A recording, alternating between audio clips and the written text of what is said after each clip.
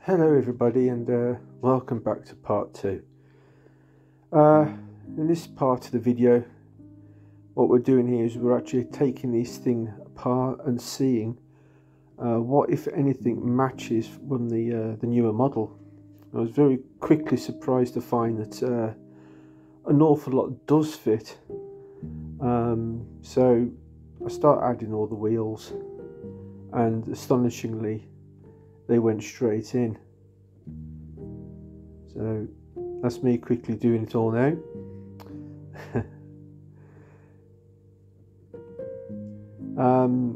Yeah, the bottom plate went on as well. The only thing that didn't fit was the screws from the later model. So I had to take that one out because that just went straight through the hole, and used the existing screws from the older model, and I put those in, the old brass ones.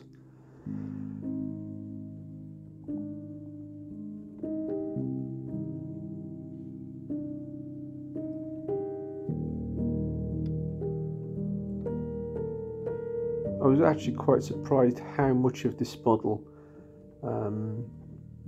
did go back together with the new parts. So far from the older model, all I've used at the moment is the 3 screws at the bottom. Everything else is from the newer model.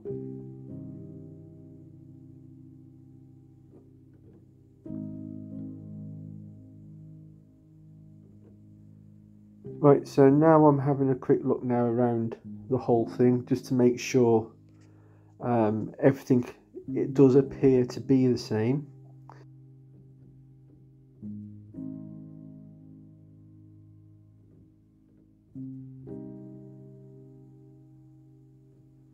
And of course, as I turn it over now, I quickly realise there is something just ever so slightly different.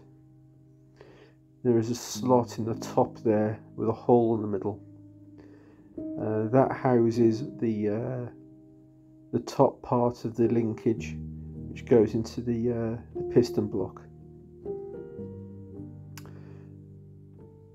So the only way I could work out how to do this, well, to try and at least replicate it, was to quite literally cut a slot into the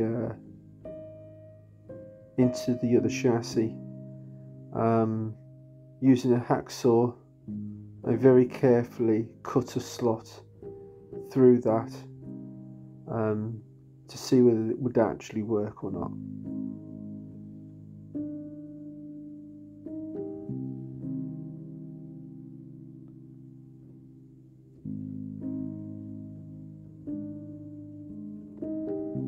So jumping forward just ever so slightly, I'm now drilling the hole for the screw through the centre of the chassis.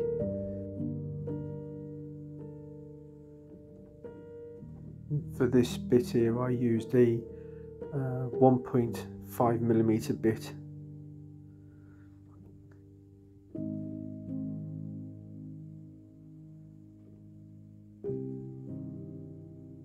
Right now I'm trying to work out how to widen the hole. I think it needs to be just ever so slightly wider. Well, the slot at least anyway. All intents and purposes, the whole length of the chassis fits straight into the newer model perfectly. There is not really a great deal of difference between the two models.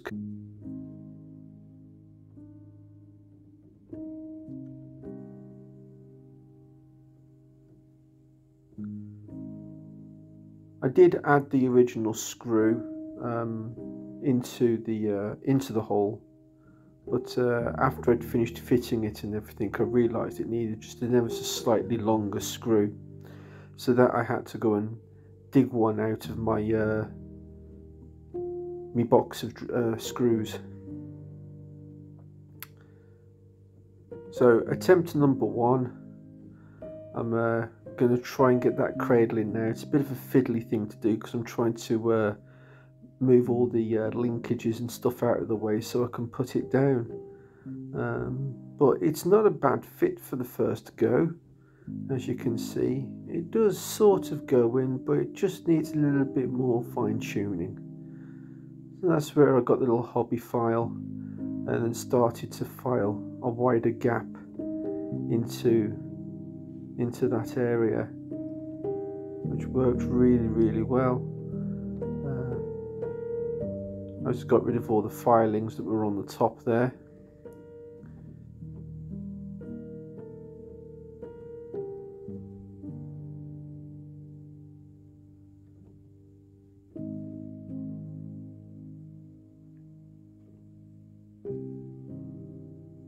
Yeah, and this time it fitted really well. Yeah, it was a very nice fit.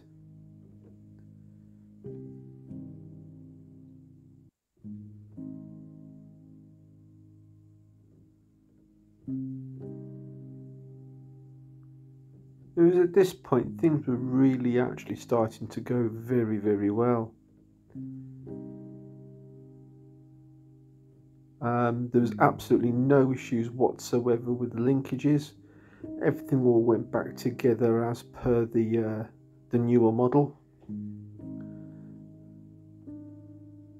Although I have to admit those screws are extremely fiddly if you don't have the right tool for it. Fortunately I did. I bought this Hornby one a little while ago specifically for these types of jobs, and yeah, it was good because it actually holds the screws in. But yeah, everything was all going really well. Everything was fitting together lovely. There were no issues whatsoever. I can't see no reason why anybody shouldn't have a go at this. It's I find it quite therapeutic, to be honest.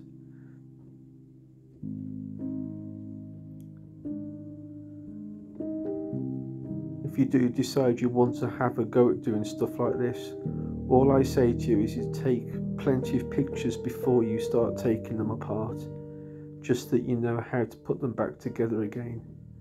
And when you do put them back together, take your time.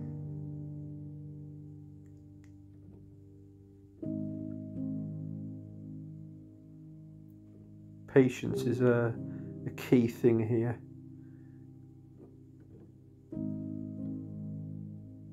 And a very delicate approach, especially with these newer linkages. They are so easy to bend.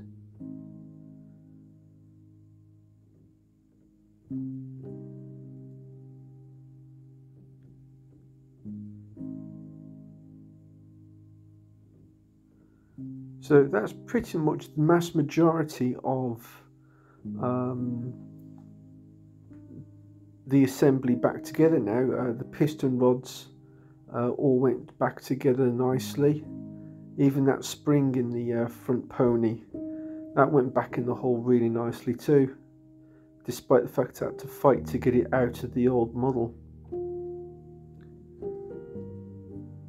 But yeah, the screw out of the newer model fits in there very nicely. And you can see the older screws that I had to use in the rest of the underside there.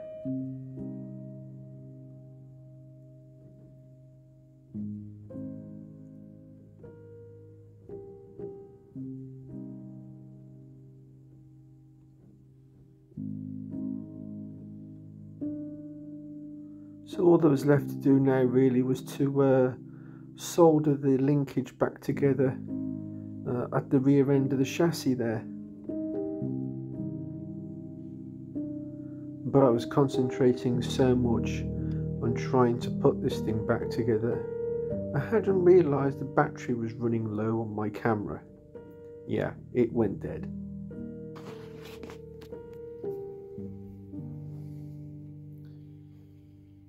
So, the moment of truth, will it run?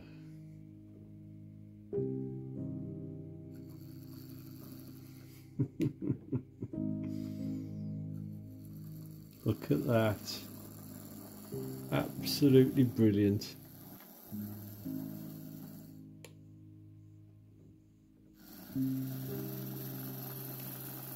Wow.